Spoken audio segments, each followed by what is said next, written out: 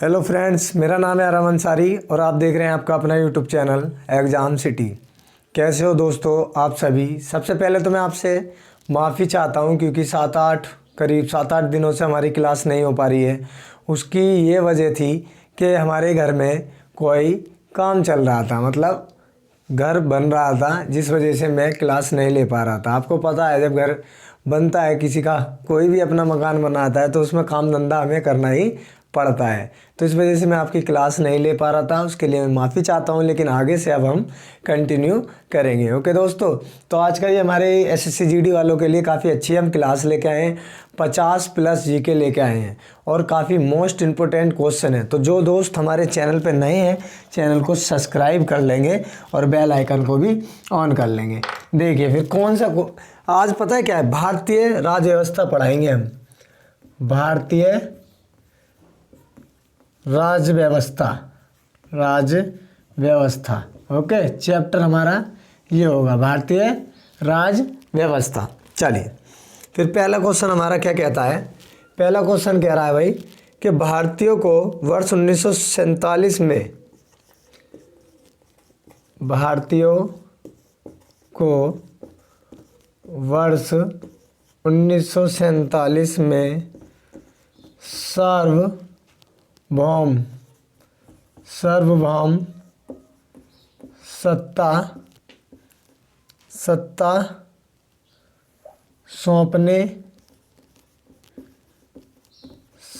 सौंपने की योजना किस नाम से जानी गई, बताइए किस नाम से जानी गई। बताएं भाई किस नाम से जानी गई। आंसर यहाँ लिख देते हैं, माउंटबेटन योजना। माउंटबेटन योजना के नाम से। वहाँ तक दिख रहा है क्या आपको? देख लेते हैं एक बार।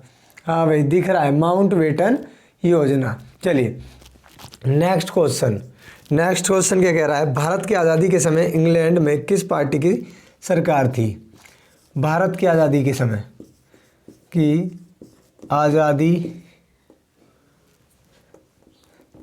भारत की आज़ादी के समय इंग्लैंड में कौन सी सरकार थी, कौन सी पार्टी की सरकार थी। बताइए भाई कौन सी पार्टी की सरकार थी।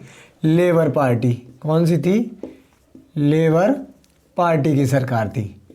किस टाइम? भारत की आज़ादी के समय इंग्लैंड में किस पार्टी की सरकार थी? लेबर पार्टी की। ओके, अगला कह रहा है संविधान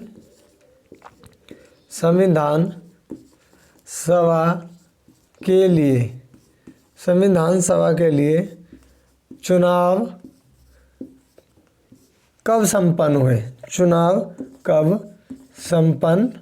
हुए। बताइए भाई कब संपन्न हुए। 1946 में। ओके, 1946 में। अगला कह रहा है किसी भाषा को किसी राज्य की राजभाषा के रूप में अंगीकार करने का अधिकार किसे है। ठीक है, देखिए किसी भाषा को किसी राज्य की राजभाषा के रूप में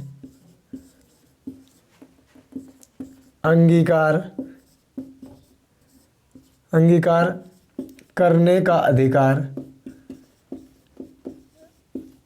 करने का अधिकार किसे है। बताएं भाई किसे है। आंसर क्या है? राज्य विधान मंडल। ओके, राज्य विधान मंडल को है। किसी भाषा को किसी राज्य की राजभाषा के रूप में अंगीकार करने का अधिकार किसे है? राज्य विधान मंडल को। ओके मेरे दोस्तों, चलिए नेक्स्ट क्वेश्चन क्या कह रहा है। नेक्स्ट है भारत एक है। पूछ रहा है भारत एक क्या है? राज्यों का संघ है। भारत एक है राज्यों का संघ। चलिए अगला कह रहा मूल संविधान, मूल संविधान, मूल संविधान की संख्या कितनी थी? मूल संविधान की संख्या कितनी थी बताइए। क्या है मूल संविधान में, सॉरी मूल संविधान में क्या है,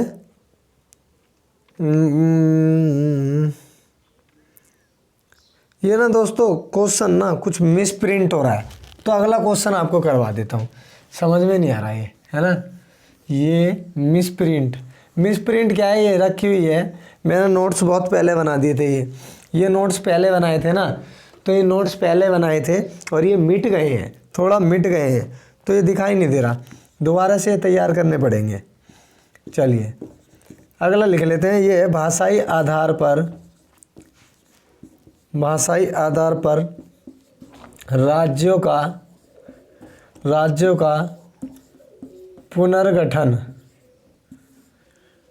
पुनर्गठन किस वर्ष किया गया? किस वर्ष किया गया बताइए भाई, किस वर्ष किया गया? 1956 में। क्वेश्चन देख लेंगे दोबारा से, इंपॉर्टेंट क्वेश्चन, कई बार पूछा गया है।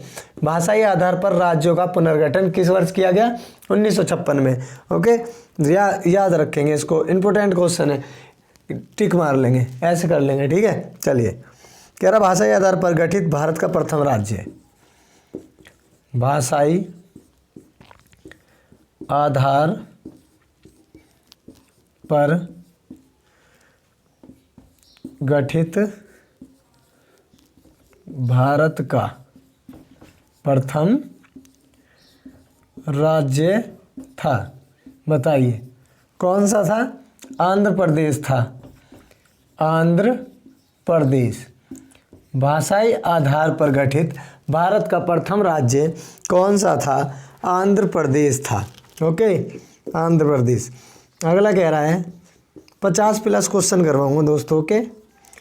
भारतीय संविधान के किस अनुच्छेद में संवैधानिक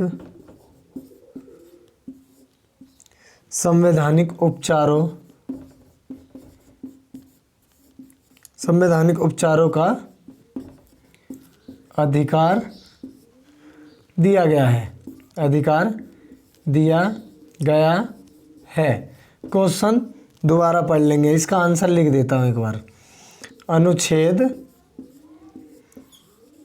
32 क्या कह रहा है? अब देखिए, कह रहा है भारतीय संविधान के किस अनुच्छेद में संवैधानिक उपचारों का अधिकार दिया गया है? संवैधानिक अधिकारों का उपचार दिया गया है, संवैधानिक उपचारों का अधिकार दिया गया है, ठीक है। तो किसमें? अनुच्छेद 32 में।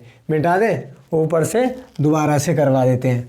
और जो दोस्त नए हैं ना, चैनल को सब्सक्राइब कर लेंगे दोस्तों, चैनल को सब्सक्राइब कर लेंगे और बेल आइकन को भी ऑन कर लेंगे, जिससे कि आने वाली वीडियो आप तक सबसे पहले पहुंच जाए और कोई प्रॉब्लम ना हो, आपकी कोई भी क्लास मिस ना हो। ओके, कोई भी क्लास मिस ना हो। चलिए फिर नेक्स्ट क्वेश्चन करेंगे और अच्छे क्वेश्चन करेंगे। ऐसे क्वेश्चन नहीं करेंगे जिनमें खाली भीड़ बढ़ जाए, है ना। भीड़ बढ़ाने वाले क्वेश्चन नहीं करने हैं हमें। क्वेश्चन करेंगे ऐसे जो जीडी का पेपर आसानी से हम कवर कर लेंगे। चलो अगला कह रहा है संविधान के किस भाग में मूल कर्तव्यों का अध्याय को जोड़ा गया है? संविधान के किस भाग में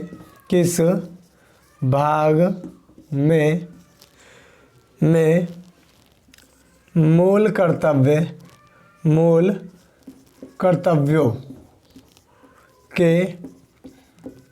अध्याय को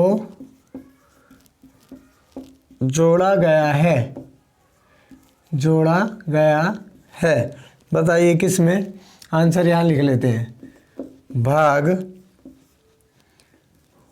4th कै में। ओके, ठीक है। चलिए अगला कह रहा है भारतीय संविधान में राज्य की नीति निर्देशक तत्व ग्रहण किए गए हैं। भारतीय संविधान में राज्यों के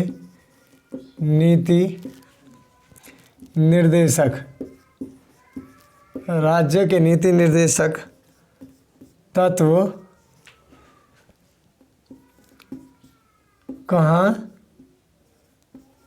से ग्रहण किए हैं? कहाँ से ग्रहण किए हैं? आयरलैंड से। आयरलैंड। क्वेश्चन पढ़ लेंगे दोबारा, जो क्वेश्चन लंबा हो जाता है मैं दोबारा पढ़वा देता हूँ। भारतीय संविधान में राज्यों के नीति निर्देशक तत्व कहाँ से ग्रहण किए हैं?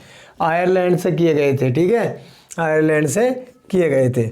चलिए अगला कह रहा है भारतीय संविधान के किस अनुच्छेद में, भारतीय संविधान के किस अनुच्छेद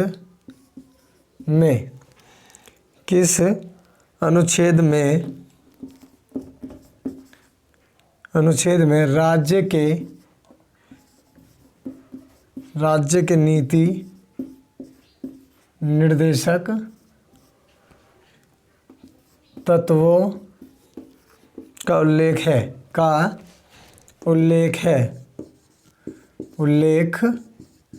है। किसमें है?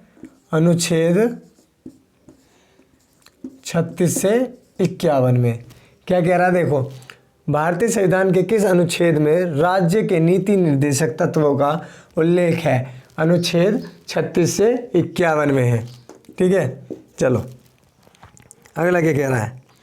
अगला कह रहा है संविधान के किस भाग में, संविधान के किस भाग में, संविधान के किस भाग में नीति निर्देशक तत्वों का उल्लेख किया गया है, ऐसे लिख लेंगे। किस में किया गया है? चतुर्थ भाग में। चतुर्थ भाग में। क्वेश्चन दोबारा पढ़ो। देखिए क्या कह रहा है, समझने वाले क्वेश्चन है। संविधान के किस भाग में नीति निर्देशक तत्वों का उल्लेख किया गया है? चतुर्थ भाग में। ओके, चतुर्थ भाग में।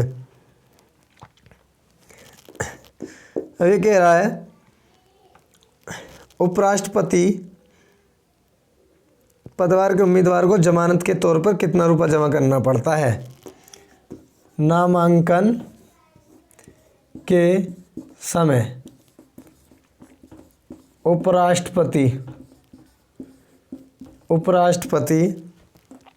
पद के उम्मीदवार को जमानत के तौर पर कितना रुपया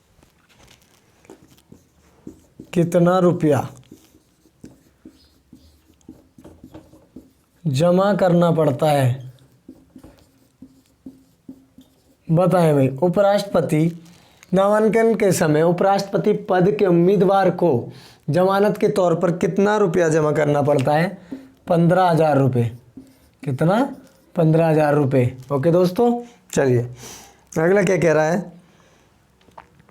अगला कह रहा है उपराष्ट्रपति के कार्यकाल की अवधि कितने वर्ष की होती है? बताएं। उपराष्ट्रपति के कार्यकाल की अवधि कितने वर्ष की होती है। उपराष्ट्रपति के कार्यकाल की अवधि कितने वर्ष होती है? 5 वर्ष। ओके, अब ये पूछ रहा है उपराष्ट्रपति का वेतन। उपराष्ट्रपति का वेतन, उपराष्ट्रपति का वेतन बताइए कितना होता है? 4 लाख होता है ना। पहले कितना था? 1,25,000, अब कितना कर दिया है? 4 लाख। और राष्ट्रपति का कितना कर दिया गया है? राष्ट्रपति का कर दिया गया है 5 लाख रुपए। ओके, 5 लाख रुपए राष्ट्रपति का। चलिए मिटाते हैं, नीचे से मिटाते हैं, ऊपर से फिर से करवाते हैं। वेतन बढ़ा दिए हैं दोस्तों, सभी के वेतन बढ़ा दिए गए हैं। ठीक है, चलिए अच्छे लग रहे हैं ना? अच्छे लग रहे हैं तो क्लास को लाइक कर देंगे मेरे दोस्तों, लाइक कर देंगे। काफ़ी मेहनत लगती है, इन नोट्सों को मैंने काफ़ी मेहनत से बनाए थे। दिल्ली पुलिस का काफ़ी एग्ज़ाम इसमें से आया था। जीके की 70% जीके इसी में से आई थी। ओके, तो हल्के में ना ले इनको, इन क्वेश्चनों को हल्के में ना ले, अच्छे से रिवीजन करके जाएंगे। चलिए, ये कह रहा है उपराष्ट्रपति को शपथ कौन दिलाता है? बताइए कौन दिलाता है? राष्ट्रपति। ओके, उपराष्ट्रपति को शपथ कौन दिलाता है? राष्ट्रपति। चलिए, अब ये कह रहा है उपराष्ट्रपति अपना त्याग पत्र किसे सौंपता है? किसे सौंपता है? बताइए भाई। राष्ट्रपति को। ओके, राष्ट्रपति को। उपराष्ट्रपति अपना त्याग पत्र किसे सौंपता है? राष्ट्रपति को। मार्कर बदल लेते हैं अब। चलिए, अगला कह रहा है राज्यपाल अपना त्याग पत्र किसे देता है? राज्यपाल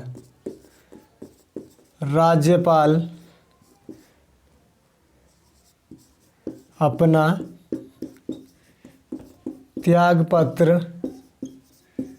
किसे देता है? बताओ भाई, किसे देता है राज्यपाल? राष्ट्रपति को देता है भाई, राज्यपाल भी। राष्ट्रपति कह रहा राज्यपाल अपना त्याग पत्र किसे देता है? राष्ट्रपति को। और उपराष्ट्रपति भी अपना त्याग पत्र राष्ट्रपति को ही देता है। चलिए, अब कह रहा है संघ सूची, राज्य सूची तथा समवर्ती सूची का विस्तृत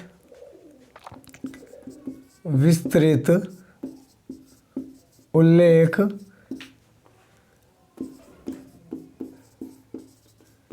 संविधान की किस अनुसूची में किया गया है? संविधान की किस अनुसूची में किया गया है? क्वेश्चन दोबारा पढ़ लेंगे। क्या कह रहा है? संघ सूची, राज्य सूची तथा समवर्ती सूची का विस्तृत उल्लेख संविधान की किस अनुसूची में किया गया है? कौन सी है? 7वीं अनुसूची। ओके, 7वीं अनुसूची। चलिए, अगला क्वेश्चन कह रहा है संघ सूची का विषय है। बताएं भाई। संघ सूची का विषय है सीमा कर। अब ये कह रहा है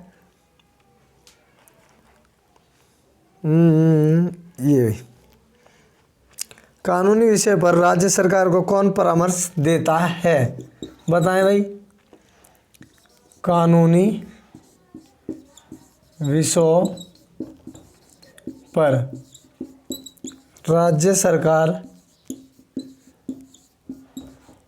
सरकार को कौन परामर्श देता है? बताइए, कौन परामर्श देता है। आंसर क्या है? Advocate general. क्या कह रहा है? कानूनी विषयों पर राज्य सरकार को कौन परामर्श देता है? एडवोकेट जनरल देता है। चलिए नेक्स्ट क्वेश्चन पढ़ते हैं। किसी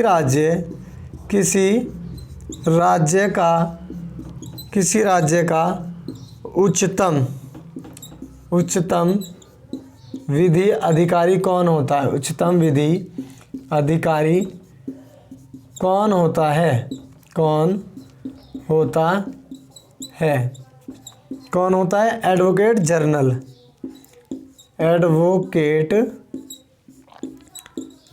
होता है। Okay, advocate general. चलो अगला क्वेश्चन। भारतीय संविधान सभा को स्थापना कब हुई? भारतीय संविधान सभा की स्थापना कब हुई? इसमें थोड़ा मिसप्रिंट हो गया है। भारतीय संविधान सभा की स्थापना कब हुई? बताएं भाई, कब हुई थी? 9 दिसंबर 1946। दिख रहा है ना? समझ में भी आ रहा है? राइटिंग में कोई दिक्कत तो नहीं आ रही? वैसे ही मैं आपको पढ़ के बता ही रहा हूँ, तो आपको कोई भी दिक्कत नहीं आनी चाहिए। हम कह रहा है संविधान सभा की प्रथम बैठक कब हुई? हाँ, यही क्वेश्चन है। संविधान सभा की प्रथम बैठक कब हुई थी? संविधान सभा की प्रथम बैठक इसी दिन हुई थी, 9 दिसंबर 1946 को। देखिए क्वेश्चन दोबारा पढ़ लेंगे। भारतीय संविधान सभा की स्थापना कब हुई थी? 9 दिसंबर 1946 को स्थापना हुई, और फिर बैठक भी उसी दिन वही बैठक हुई थी, स्थापना करी थी जब। संविधान सभा की प्रथम बैठक कब हुई थी? 9 दिसंबर 1946 को। ओके, मिटा दूँ? ज़्यादा नीचे प्रॉब्लम होती है लिखने में, दिख भी सही रहा है आपको। चलिए मिटा के कर देते हैं। अभी क्वेश्चन और रह रहे हैं काफ़ी, 20 क्वेश्चन है अच्छे से, तो जल्दी से करते रहें बस। और जो दोस्त ना पेपर में जाने से पहले, जीडी के पेपर में जाने से पहले एक बार देख लेंगे, जीडी के पेपर में जाने से पहले एक बार देख के जाएंगे क्लास को, ठीक है? तो काफ़ी हेल्प मिल जाएगी आपको, इसमें भी काफ़ी हेल्प मिलेगी, कोई प्रॉब्लम होगी नहीं। ये यार डस्टर साफ़ नहीं मिट हो रहा, दूसरे कपड़े का बनाना पड़ेगा, इससे तो बोर्ड पूरा काला हो रहा है यार। चलिए देखते हैं, दूसरा बना के भी देखते हैं। एक फॉर्म ले आते हैं ना, फॉर्म से साफ मिटेगा ये। देखना कितना बेकार हो रहा है यार, इससे तो बहुत ज़्यादा बेकार हो गया बोर्ड। काला काला दिख रहा है क्या आपको स्क्रीन पे भी? बोर्ड काला दिख रहा है ना, यहाँ से दिख रहा है। चलिए इसका भी कुछ करते हैं। और वो मेरे पे एक लकड़ी का बोर्ड है ना, वो लकड़ी का कह रहा हूँ यार, वो रेडीमेड लेके आया था, उससे पता है बोर्ड पे सारी स्क्रैच आ गई। देखो ये वाला है ना, इससे साफ तो मिटता है, पर ये सारी स्क्रैच इससे ही आई है। ये थोड़ा खुड़खुड़ा है, तो इससे मैं मिटाता नहीं हूँ। चलिए क्या कह रहा है अगला क्वेश्चन? अगला क्वेश्चन है संविधान सभा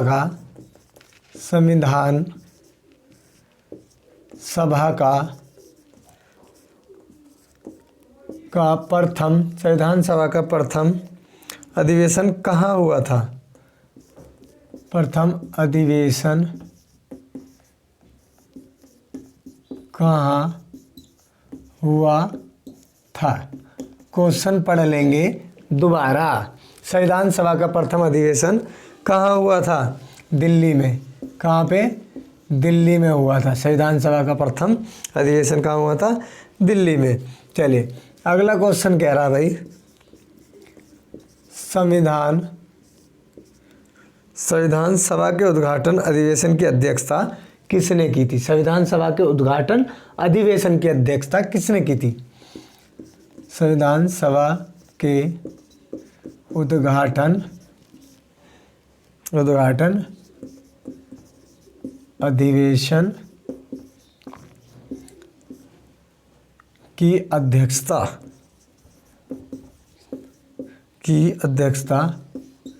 किसने की थी? किसने की थी भाई? सच्चिदानंद सिन्हा ने। सच्चिदानंद सिन्हा, दिख रहा है यहाँ तक? सच्चिदानंद सिन्हा ने, हाँ दिख रहा है। किसने की थी? सच्चिदानंद सिन्हा ने। चलिए अगला मार्कर यूज करते हैं, ये भी थोड़ा फीका हो गया भाई।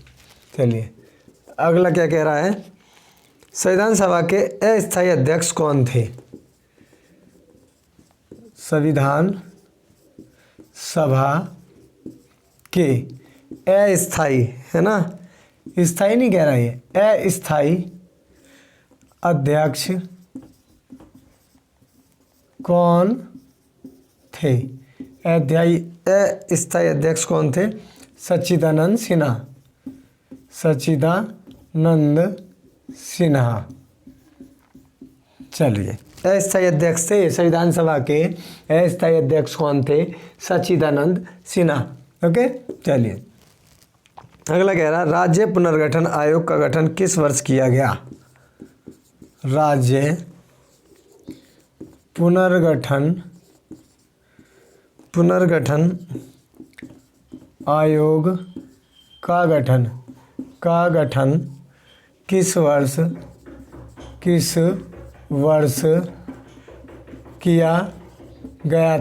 किया गया था? बताएं भाई, किस वर्ष किया गया था? 1953 में। 1953 में राज्य पुनर्गठन आयोग का गठन किस वर्ष किया गया था? 1953 में। चलिए अगला कह रहा है राज्य पुनर्गठन अधिनियम कब पारित किया गया? राज्य पुनर्गठन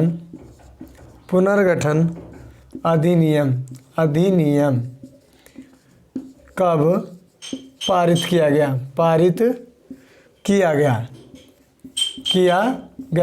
बताएं भाई, कब पारित किया गया था?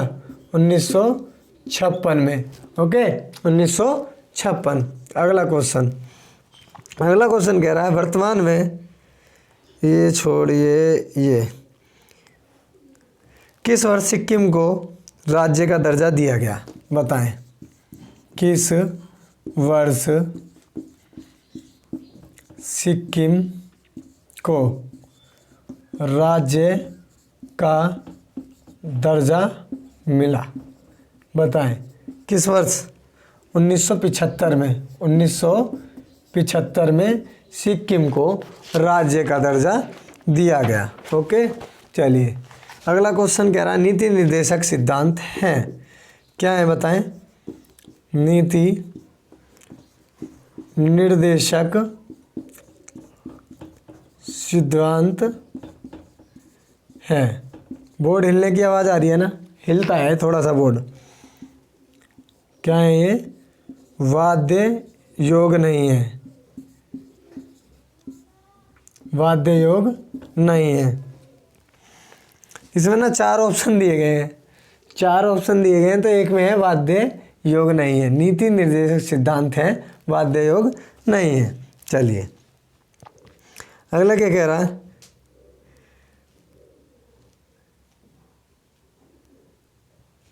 क्वेश्चन बहुत इम्पोर्टेंट है, थोड़ा सा लंबा है लेकिन इम्पोर्टेंट है। क्या कह रहा है? राज्य के नीति निर्देशक सिद्धांतों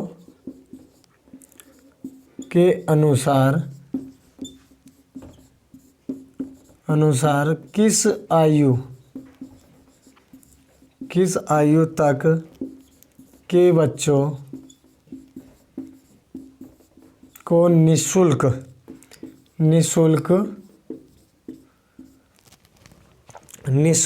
एवं अनिवार्य शिक्षा देने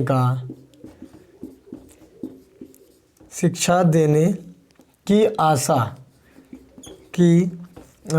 की जाती है। आंसर क्या है? 14 वर्ष। 14 वर्ष। क्वेश्चन पढ़ लेंगे दोबारा। राज्य के नीति निर्देशक सिद्धांत के अनुसार किस आयु तक के बच्चों को निःशुल्क एवं अनिवार्य शिक्षा देने की आशा की जाती है? 14 वर्ष की आयु तक के बच्चों को। ओके, अब मैं मिटा लेता हूँ इसको साफ करके मिटा लेता हूँ। चलो भाई, इंक वगैरह सब डाल लिए। अब चलते हैं अगले क्वेश्चन की तरफ। ये कह रहा है भारतीय संसद के कितने सदन हैं? कितने सदन हैं? भारतीय संसद के कितने सदन हैं? 2। ओके, 2 सदन है। और ये अगला पूछ रहा है संसद का स्थायी सदन है। संसद का स्थायी सदन है। कौन सा है? राज्यसभा। दोनों इंपॉर्टेंट क्वेश्चन है। ओके, अंडरलाइन कर लेंगे। जो इंपॉर्टेंट क्वेश्चन होते हैं अंडरलाइन कर लेते हैं उसको, जिससे कि अंडरलाइन करने से क्या होता है, हमारी निगाह अंडरलाइन वाली चीज़ पे या क्वेश्चन पे सबसे पहले जाती है, तो इसलिए क्वेश्चन अंडरलाइन करते हैं। भारतीय संसद किसके द्वारा बनती है? भारतीय संसद किसके द्वारा बनती है बताइए। देखिए, लोकसभा, राज्यसभा एवं राष्ट्रपति के द्वारा। लोकसभा, राज्यसभा एवं राष्ट्रपति। ओके, लोकसभा, राज्यसभा एवं राष्ट्रपति तीनों के द्वारा। अगला कह रहा है भारतीय संसद के कितने अंग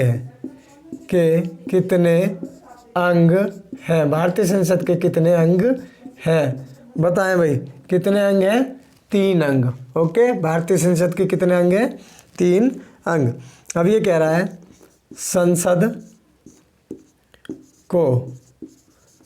को भंग करने के लिए कौन समक्ष है?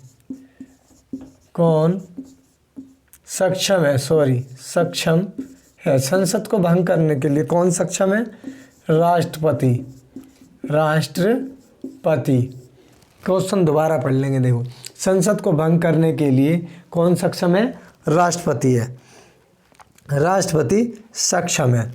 अगला क्वेश्चन, ये भी इम्पोर्टेंट क्वेश्चन है। देखो क्या कह रहा है कि संसद के 2 क्रमिक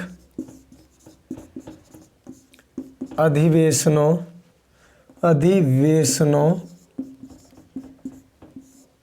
के बीच अधिकतम कितने समांतराल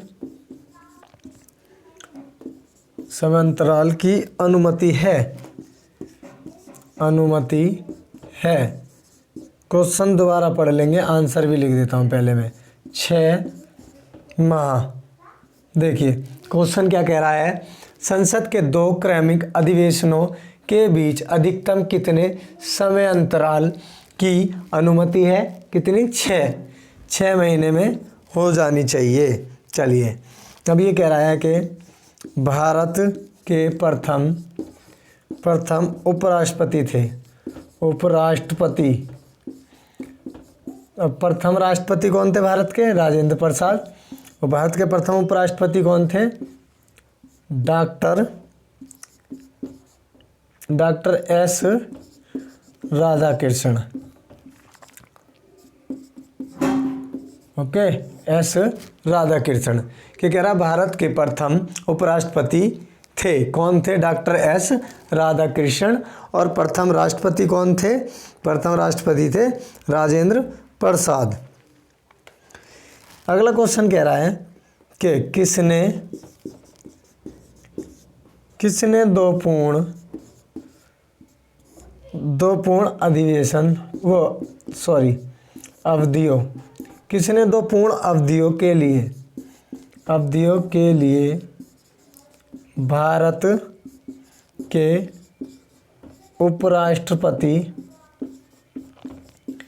उपराष्ट्रपति का पद संभाला था। किसने? डॉक्टर एस राधाकृष्णन ने। एस राधाकृष्णन। क्वेश्चन दोबारा पढ़ेंगे। किसने दो पूर्ण अवधियों के लिए भारत के उपराष्ट्रपति का पदभार संभाला था? Doctor S Radhakrishnan. ओके, चलिए मिटा के दूसरा लिख देता हूँ, ऊपर से लिखेंगे मिटा के। चलिए भाई, वो क्वेश्चन मिटा लिए हैं। पता है क्या है कि मिटाने में काफ़ी मशक्क़त करनी पड़ रही है। ओके, ये डस्टर हमारा सही काम नहीं कर रहा। चलिए अगला क्या कह रहा है? वर्तमान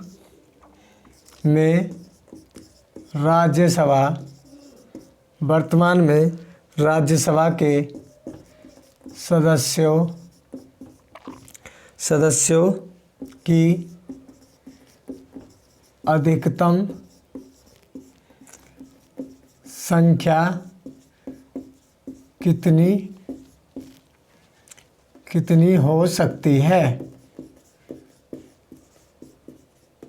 कितनी हो सकती है? 250। ओके, क्या कह रहा है देखिए। अभी जो क्वेश्चन लिखवाऊंगा ना वो भी एक जैसे लगेंगे दोनों। लिखवा देता हूँ फिर समझाता हूँ क्या है क्वेश्चन।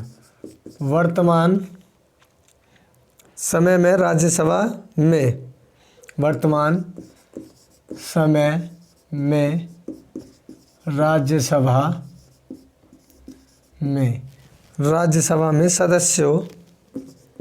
सदस्यों की प्रभावी संख्या कितनी है? प्रभावी संख्या कितनी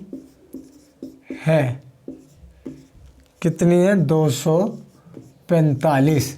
अब क्वेश्चन पढ़ लेंगे। देखिए, कह रहा वर्तमान में राज्यसभा के सदस्यों की अधिकतम संख्या कितनी हो सकती है? कितनी हो सकती है मतलब अधिकतम संख्या 250 हो सकती है, इससे ज़्यादा नहीं होगी। अब ये कह रहा है इधर वर्तमान समय में राज्यसभा में सदस्यों की प्रभावी संख्या कितनी है? तो 245 है और 250 तक हो सकती है। ओके, समझ गए? चलिए अगला कह रहा है राष्ट्रपति लोकसभा के कार्यकाल पूरा करने के पूर्व भंग कर सकता है। राष्ट्रपति लोकसभा को कार्यकाल पूरा करने के पूर्व भंग कर सकता है।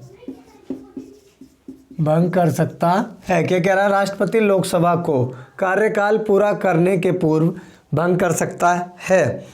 कब? प्रधानमंत्री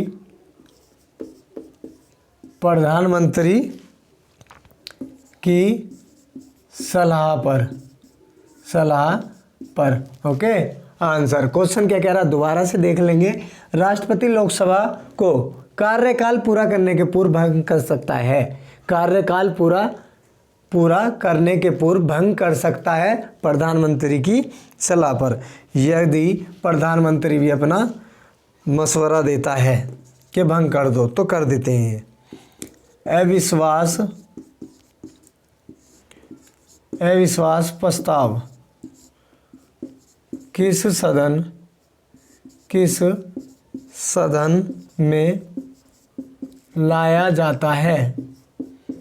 अविश्वास प्रस्ताव किस सदन में लाया जाता है? लोकसभा में। ओके, अविश्वास प्रस्ताव किस सदन में लाया जाता है? लोकसभा में लाया जाता है। अगला क्वेश्चन कह रहा है भाई किस राज्य का लोकसभा एवं राज्यसभा में प्रतिनिधित्व सबसे अधिक है? किस किस राज्य का लोकसभा एवं राज्यसभा में प्रतिनिधित्व सबसे अधिक है? सबसे अधिक है कहाँ का है? यूपी, उत्तर प्रदेश का। ओके, किस राज्य का लोकसभा एवं राज्यसभा में प्रतिनिधित्व सबसे अधिक है? उत्तर प्रदेश का सबसे अधिक है, उत्तर प्रदेश राज्य का। ओके दोस्तों, उत्तर प्रदेश राज्य का। चलिए, अब ये कह रहा है लास्ट क्वेश्चन आज की क्लास का, लोकसभा का अस्थाई अध्यक्ष मतलब प्रोटेम स्पीकर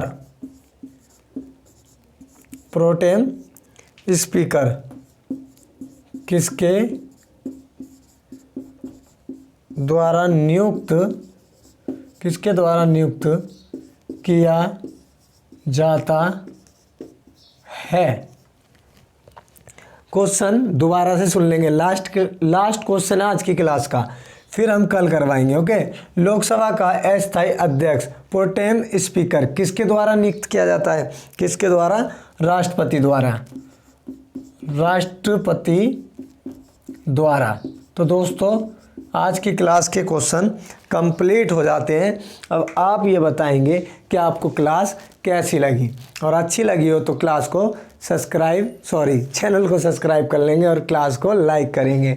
चैनल क्या है आपका? अपना यूट्यूब चैनल है exam city. Okay, exam city. तो प्लीज़ दोस्तों, इस चैनल को सपोर्ट करें, अपना प्यार भरोसा बनाए रखें। ओके, और क्या है, देखिए आज काफ़ी दिन बाद मैं क्लास ले रहा हूँ ना, तो बोलने में थोड़ी सी हेजिटेशन हो रही है। क्यों? क्योंकि काफ़ी दिन हो गए हैं आप लोगों से मिले हुए भी, तो आपको भी लग रहा होगा कि क्लास काफ़ी दिन से नहीं आ रही है। वो है कि हमारा मकान थोड़ा सा बन रहा था, जिस वजह से मैं उसमें उलझा हुआ था। और अब से कंटिन्यू क्लास होंगी, कोई भी गैप नहीं होगा। आने वाली यूपी पुलिस की भर्ती में भी मैं बहुत अच्छे से आपकी तैयारी करवाऊँगा। बस क्या है, आप मेरे साथ बने रहें। तो आई होप आप सभी के अच्छे से क्लास समझ में आ गई होगी, और जो दोस्त हमारे SSC GD का पेपर देने जा रहे हैं उनके लिए बेस्ट ऑफ लक। मैं उम्मीद करता हूं कि आप सभी अच्छे नंबरों से इस बार पास हो जाएंगे, क्योंकि हम सभी के घर वालों को हमसे काफ़ी उम्मीदें रहती हैं। तो दोस्तों, अच्छे से पढ़ाई करें, अच्छे से पेपर दें, अपने घर वालों को कम से कम खुश करें SSC GD में अपना सिलेक्शन ला के। देखिए, हमारा सिलेक्शन नहीं होता तो सबसे ज़्यादा उदास कौन होता है? हमारे माँ बाप। तो इसलिए क्या है, हमें अपने माँ बाप का विश्वास नहीं तोड़ना चाहिए। ओके, तो आप मेरी बातें समझ रहे होंगे। चलिए फिर दोस्तों, मिलते हैं अगली क्लास में। अब तक के लिए इतना ही रखते हैं। जय हिंद, जय भारत।